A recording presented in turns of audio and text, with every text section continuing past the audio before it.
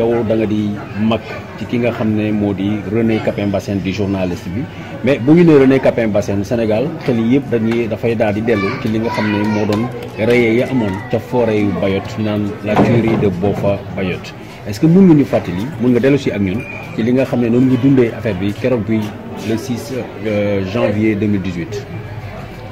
comme ni nga ko waxee lu métti la woon fekk loolu bu ñu koy dégg rajo ja dafa fekk ñu ngi Jean Bolout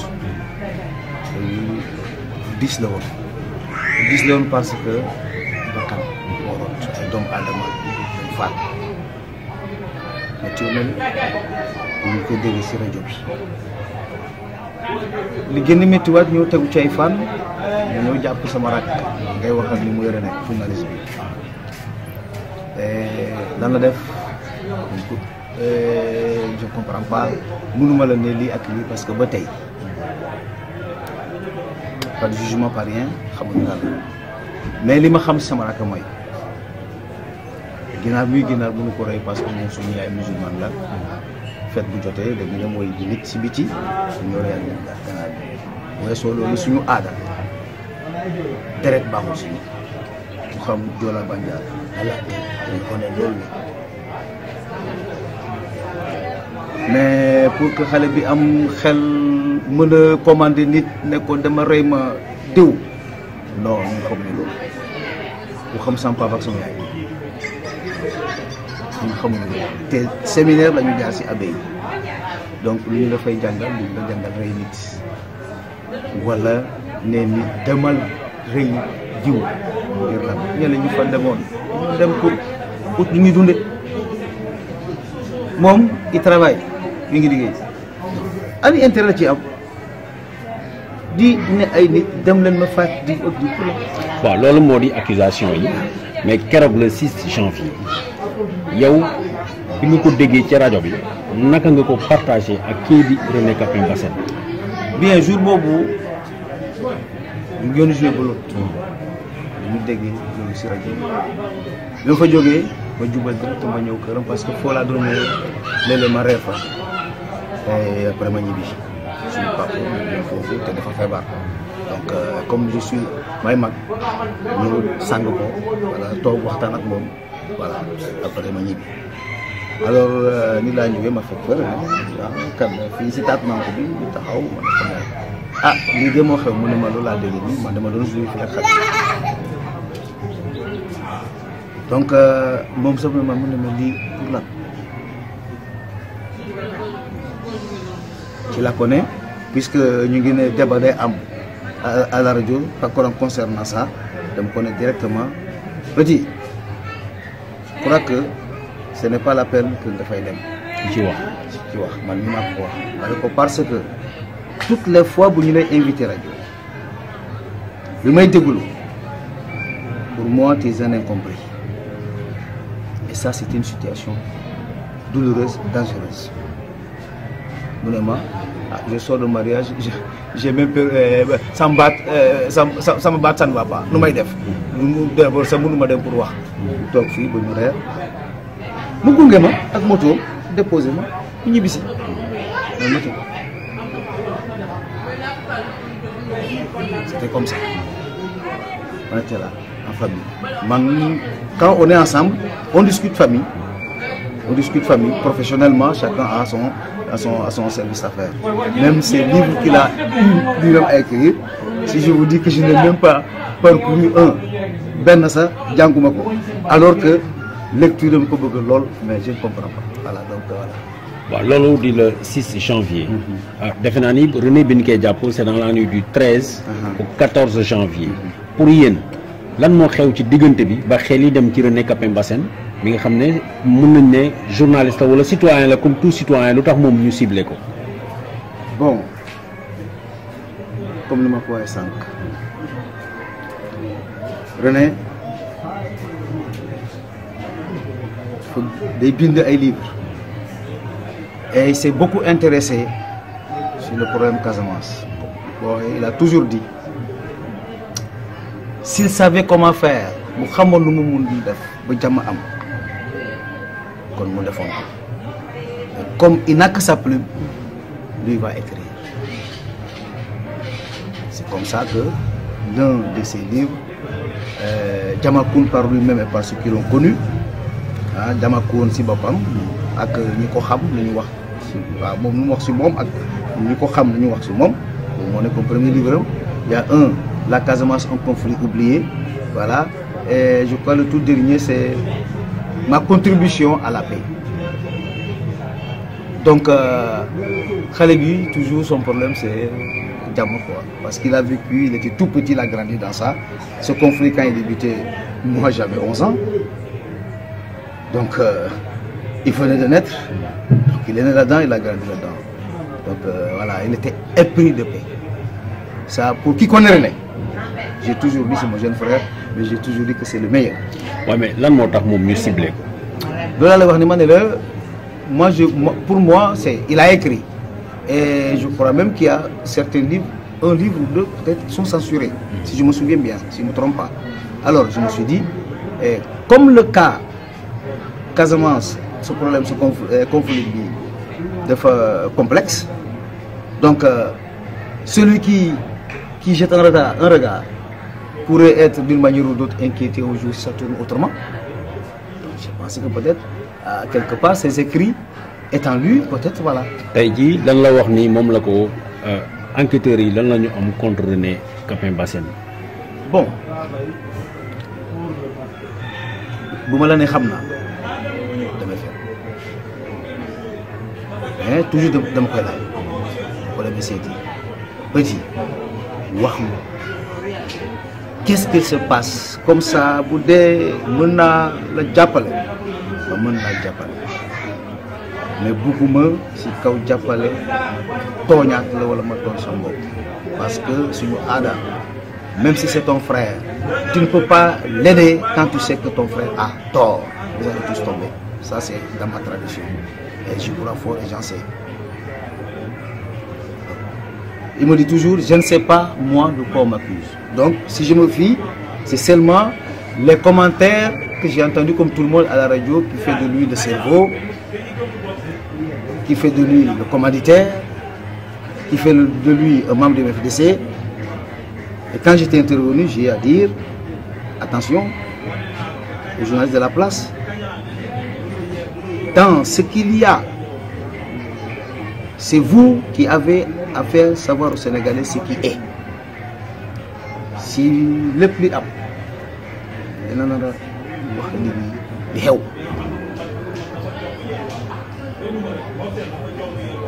cerveau, Khalebi, quand le commander. Petit gosse là, comme ça, là, il peut commander. Il ne peut même pas rassembler à Réunion mon village qui fait même pas 60 maisons. Si nous disons bien à 60 maisons, il ne peut même pas lui-même les appeler à Réunion. Donc il va mobiliser. Mais est-ce que Masson Djemo rassembler ces noirs de Komoul Borofay ou Réunion? Est-ce que Masson a fait? Non, jamais. Jamais. Est-ce que beaucoup qui association jeunesse pour Borofay? René, il n'avait pas ce temps. Parce que déjà, il est marié. Et étant marié, il ne fait plus partie de la jeunesse. Mais c'est là où nous habitons, c'est notre village. On s'y rend à la maison, au jardin, comme moi j'ai l'habitude de le faire. Quand j'ai un temps libre, tout mon temps libre, c'est aller m'occuper du jardin, planter, avec mon, voilà. Mais quant à responsabilité à mon corps dans le village, dans le poste. Fréquentation René ak waa dëkk ba lan la doon def ba jokkalante ak ñoom. ñun bu fekk bu dee réunion am na on envoie nous dire il y a réunion. Réunion de lan. Réunion de bon on avait été à la réunion pour la poubelle. Là, quand on déversait les déchets de l'autre côté, donc ça c'est une situation que j'ai créée avec Morsar parce que c'était pas bien. Il y a eu un enseignant qui est décédé là par accident parce que la poubelle avait été allumée. Il y avait tellement de fumée que le chauffeur ne pouvait pas voir devant lui. Voilà. Et quand il a s'agit de la cité d'émergence, puisque c'est des terres communautaires du village qu'on a cédé à un jeune promoteur, bien, donc voilà. C'était pour que tout le monde le sache. Bon, puisque mon papa était malade, Donc je suis l'aîné et lui il est là comme à côté de moi. Donc les autres qui sont à Dakar, il faut toujours leur rendre fidèlement compte de ce qui se passe. Voilà, c'est pour donc on ne va là-bas que pour ça. Sinon, je suis moi celui qui veut toujours quand je vais chez le jardin. Je m'occupe de tout ceci. Mais René n'avait pas le temps matériel. ne nga René fii la nekk. keroog pratiquement bi ay amee. yow ñëw nga fekk fii René wax la xew. ci biir enquête am na benn rescapé koo xam ne dañ ko dafa rëcc ci place rey bi boo xam ne gendarmerie retrouvé woon nañ ko ñu confronté ko ak René Capain Bassène gannaaw bi ñu ne woon moom moo nekkoon cerveau bi moo doon diriger opération yi ci li ñu dégg bi mu jàkkoonteel ak témoin boobu la témoin bi wax rescapé bi. bon man bi ma déggee loolu dama ko laaj da ko demee seeti di la dégg est-ce que am na dégg mu ne ma effectivement mais kooku dafa ne nii moom musul gis René mu ngi koy soog a gis nii mu taxawee devant lui te kii le jour là gisu ko foofu. loolu moo génn ci enquête bi mais lan moo dugal René ci liste suspect yi bañ ko war a arrêté lan moo ko ci war a dugal. très bien bon dafa bokk si li ma jaaxal loolu parce que dama xamul comment René qui est ici à Ziguinchor a pu assister à une réunion tout en étant à Ziguinchor. Nous mu fait que réunion Brofaye te fekk mu ngi fii Ziguinchor. Est-ce que c'est pas comprendre? Pas comprendre. parce que dafa am réunion préparatoire bi nga xam ne gars yi waxtaanee woon nañ ci pour ñu mën a dem songu ñi nga xam ne dañuy dagg bant bi nekk ci àll bi. non ça mooy réunion bi. ça mon petit frère ne faut pas prendre part à ça non. mais réunion boobu. réunion boobu bu fekkee ne René participer wu si mais réunion am na. bon c'est possible que réunion mën a am mais que mon petit frère participer na fekk non. mais bëgg naa comprendre benn affaire. kan moo war a dugal turu René ci liste de présence bi nga xam ne c'est sur la base de cette liste là ñu koy fàttali la gendarmerie procédé ci arrestation yu bari. bu fekkente ne réunion dafa am je crois que le chargé de la liste de présence il doit savoir. Quel est le chargé de la liste? Bon, je ne sais pas parce que moi j'étais pas à ça. Moi je vous dis, pour être très honnête, je ne prends jamais part aux réunions du village. J'y vais quand je sais que c'est d'une importance foncière. Uniquement. C'est ça, papa n'est plus là, grand-père n'est plus là. Donc je suis celui qui veille sur ce que nous avons, ce qui est à nous. Donc c'est quand il s'agit de ça qu'on me le dit, j'y vais. Mais hormis cela, quand je me rends, c'est pour comment développer chez moi. Parce que, bon, les relations ne sont pas telles au village. Et il faut être honnête, et nous. Bien. Une fois, il y avait du sable qu'ils vendaient, carrière. Et ils ont eu à toucher à notre partie sans nous aviser. Donc c'était le village. Et quand mon papa a saisi lui-même son propre voleur, son papa, Diap, Sacham, moi, il voit un tracteur. Ok. Il n'a pas meilleur. Quand le petit boulot sous fini, on est à dans le coco. Bah, écoute, je dis patron chauffeur. Alors, vous pouvez voir. Nous bon village bi donc village bi nañu fay ma ne non il faut pas village bi amul problème village bi donc c'était là donc c'est un peu c'était pas des relations qui très cordiales très bien. waaw léegi waxtaan bi dafa am benn point bi nga xam ne bëggoon naa nga ñëw si René Capain Bassène amuloon relation yu neex ak waa dëkk ba ndax daaw doon bokk seen i réunion dëkk bi yëpp quoi parce que voilà mais daaw doon c'est bokk familial c'est familial c'est ancien c'est familial kooku naka la ñu mën a te fekk nag encore mu di nit koo xam ne bokkul ci dara li ko soxal mooy uti jàmm pour Casamance naka la ñu mën a jëlee nit kooku dugal ko ci xolu coow li ba mën ko mën a présenter mel ni moom mooy bopp raye yi am. effectivement loolu mu jaaxal na ma loolu nee naa la mënuma comprendre ni réunion mën a am sama rakk nekk fii mu nekk en même mu bokkaat en même temps si réunion boobu te fekk mu ngi fii si Ziguinchor loolu daf ma jaaxal. tey donc pourquoi Toura Mbok tey ñaari at gannaaw arrestation am naka ngeen di dundee absence su René fii ci famille bi. métti na franchement métti na parce que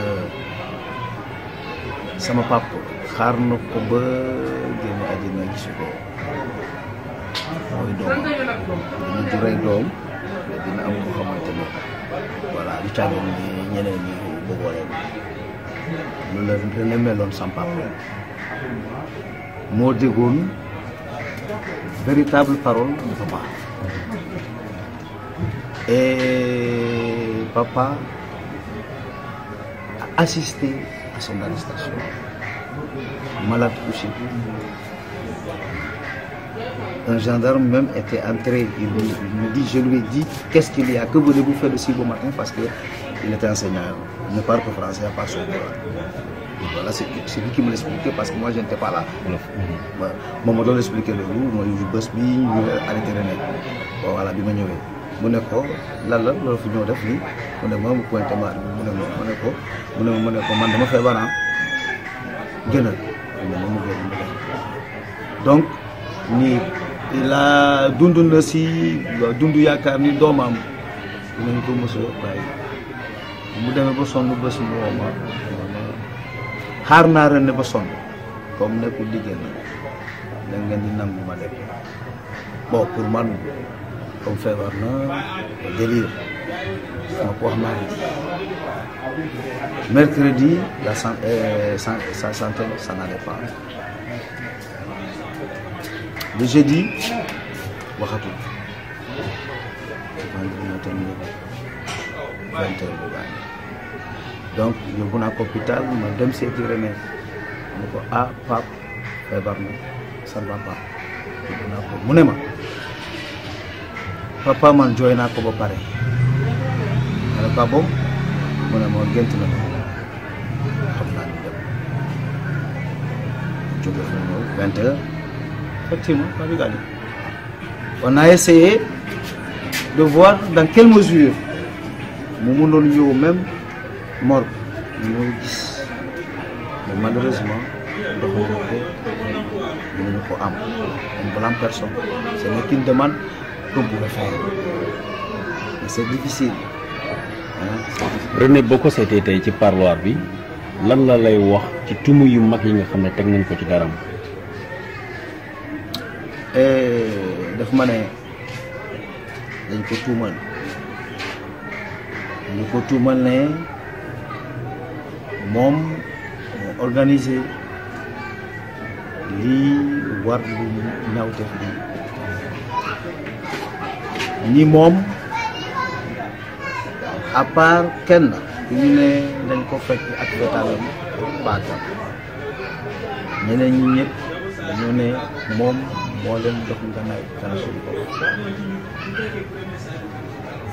ni moom mooy wuy jënd fin du mois ravitaillement jox waa ALSA waa MFDC ak ban xaalis li war na ba koy jàpp dans la nuit du 13 au 14 janvier on arrive à fin janvier René n'avait plus de salaire. On comprend bien. kon ñaari at yi gannaaw yàlla ñun suñu biir ku nekk teg sa loxo mu diis mu fab kër gi fabaale suñu paam bu feebar voilà ba tey ma koy yóbbu dem seeti papa mu ko tendre les mains voilà tristement l'enfant ne connaît pas il y a rien de plus difficile que ça mais dans tout ça on ne peut pas tuer l'innocence. tey jii François Bassène lan mooy yow kaddu gi nga xam ne bëgg nga ko dénk Sénégal bëgg nga ko dénk Afrique ci lu jëm ci sa rakk. comme ni ci laaj bi li ma bëgg xamal lenn si sama rakk il n'est pas violent. René yorul xol bu bon parce que étant tout petit dina dem tibb suñu ceeb maye suñu benn dëkkandoor parce que kooku amul ba sama yaay jàpp ko takk bu ko doom mu nekkoon léegi ñi amul ñu lekk mais ñu ñuy def bu ñu koy jàpp la ñu xam kan mooy René parce que ku ñëw ne la ah ma René defar na ma lii ma René defar na ma lii. René avait plutôt le temps de l'autre, de son prochain, que du proche par le sang que nous sommes. Ça, ses frères le lui reprochent, moi je le comprends bien. René, c'est quelqu'un qui ne peut pas voir un autre souffrir. Il est prêt à s'endetter et te donner, et lui reste dans des problèmes. Ça, c'est notre papa, il est ainsi, autant que notre maman. Donc nous, on n'a pas vécu cloîtré, mais on a vécu dans un ensemble de beaucoup. Et c'est quelqu'un qui aime la paix. René n'aime pas de tribulation. Il fera tout pour vous réconcilier. À ce qu'il faut. Donc, il n'est pas tué. Nous, on ne tue pas. On ne connaît pas ce que c'est tuer. Voilà.